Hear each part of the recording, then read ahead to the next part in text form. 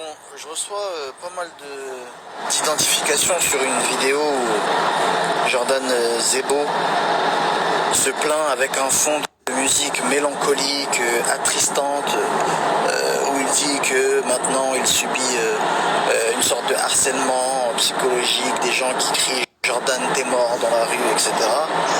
Et que c'est difficile à vivre parce que parfois il est avec sa copine et il peut rien faire et les gens sont méchants, etc. Et je passe et je parais comme l'instigateur de cette situation que subit Jordan et je suis le méchant de l'histoire. Je vais vous dire 2-3 choses pour que vous compreniez et suivez bien attentivement ce que je vais dire. Putain. Je vais essayer d'être concis et comment dire, et chronologique dans mes propos. Pour commencer, quand on te propose de combattre Cédric Doumbé, Jordan, tu sais très bien à quoi t'attendre. Je ne vais même pas m'adresser à Jordan, je vais m'adresser à vous tous.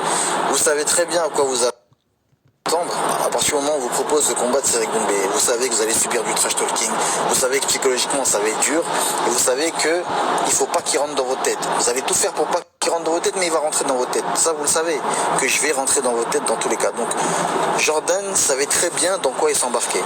Et quand ses potes, sa team et son pseudo-coach manager l'a poussé à faire ce combat, tout le monde savait très bien dans quoi il s'embarquait, on est d'accord. Donc il n'y a personne qui a pris personne au dépourvu. Il n'y a personne qui a pris quelque chose au dépourvu, on est d'accord. Ça c'est la première chose, tu savais dans quoi tu t'embarquais. Ok, maintenant que j'ai dit ça. Deuxième chose, quand on faisait des interviews avec Jordan et qu'on lui disait oui, le trash talk, ça te fait rien, etc. Qu'est-ce qu'il disait? Je peux vous retrouver les interviews. Ah non, moi ça me dit rien, moi ça me fait rien, il peut faire ce qu'il veut, hein. Moi ça me fait rien, l'important c'est le combat, je vais régler au combat, dans le combat, je parle dans le combat. Muscle-toi face. Dans la cage, tout ce qui se passe avant, ça me touche pas. On est d'accord, ça te touche pas. Donc pourquoi maintenant se plaindre? Je croyais que ça te touchait pas. Jordan, t'es mort, etc. Ça te touchait pas. Le matelas, ça te touche pas. Alors je vois pas où est le problème alors maintenant. Donc je peux continuer. Donc j'ai continué le trash talking vu que ça te touchait pas. J'ai même accentué là vu que ça te touchait pas.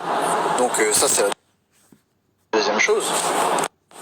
La troisième chose, et je crois que c'est là la raison, enfin le point charnière, c'est après le combat, quand je l'ai fait dormir dans la cage, qu'est-ce que j'ai dit? Qu'est-ce que je lui ai dit d'abord à lui? Je l'ai félicité, je l'ai encouragé et je lui ai remonté le moral. C'était à chaud, vous allez me dire, bon, ça n'a pas trop d'effet, mais quand même. Après j'ai pris la parole et j'ai incité les gens à ne pas le harceler, à cesser le travail psychologique, à cesser le Jordan t'es mort parce que ça y est, c'est terminé. Donc j'ai appelé les gens à lui donner de la force, à l'encourager pour le futur de sa carrière. Surtout, j'ai incité les gens à aller le suivre sur les réseaux sociaux. Il est passé de 40 000 abonnés à 150 000 si ce n'est plus. Maintenant il fait des placements de produits, il fait des stages rémunérés grâce à tonton Cédric. Là il était bien content. Qui est Cédric? Qui le harcèle et qui dit Jordan t'es mort. J'ai appelé les gens à l'encourager. Vrai ou faux? Vrai.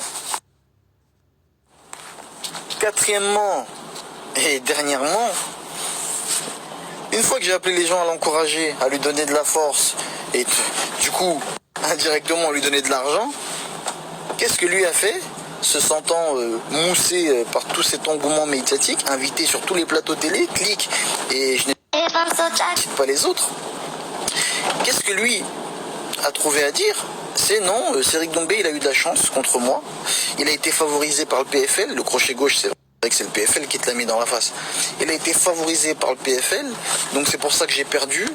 C'était de la chance. Et surtout, je veux une revanche contre Cédric Doumbé parce que je sais qu'à la revanche, je vais gagner. Poto, t'as vu, au bout d'un moment, dose. Il faut savoir accepter. J'ai même appelé, moi, je lui ai proposé de s'entraîner avec lui. M'entraîner avec lui, je lui ai proposé qu'on s'entraîne ensemble et qu'il quitte ce club qui lui fait du mal. Non, lui, qu'est-ce qu'il trouve à dire? Je veux une revanche. T'as vu, au bout d'un moment.